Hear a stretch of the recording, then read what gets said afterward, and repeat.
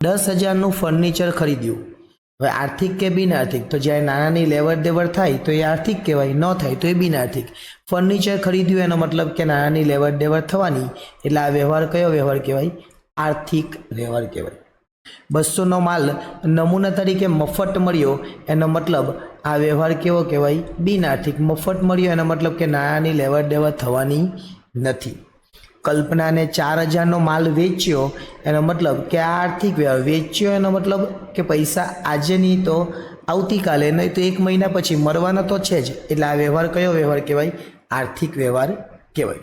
બીજો એક પ્રશ્ન છે, એ આર્થિક બિનઆર્થિકનો જ છે। એક મિલકત ખરીદવાનું આયોજન થયું। આયોજન ગમે ત્યારે એ વિફળ થઈ શકે, એટલે કે આયોજન ક્યારે પણ આપણું બદલાઈ શકે, એટલે અત્યારે આપણે માટે કેવો વ્યવહાર કહેવાય? આર્થિક નહીં પણ કેવો? બિનઆર્થિક। કેમ? કેમ કે આયોજન કર્યું છે, એ આયોજન આવતીકાલે બદલાઈ પણ શકે। દીપિકા પાસેથી 6,000નો માલ ઉધાર ખરીદ્યો એનો મતલબ કે આજે નહીં ને આવતીકાલે આપણે પૈસા આપવા પડવાના, નાણાંની લેવડ દેવડ થવાની, એટલે આર્થિક વ્યવહાર। જ્યારે આ આયોજન થયું છે, હજુ નાણાંની લેવડ દેવડ થઈ નથી। ધંધાના વિસ્તરણ માટે સલાહકારો સાથે મિટિંગનું આયોજન કર્યું એનો મતલબ આ બી કયો વ્યવહાર કહેવાય? બિનઆર્થિક વ્યવહાર કહેવાય। હજુ સુધી આમાં પણ નાણાંની લેવડ દેવડ થઈ નથી અને ભવિષ્યમાં થવાની પણ નથી, ફક્ત ને ફક્ત મિટિંગનું આયોજન છે।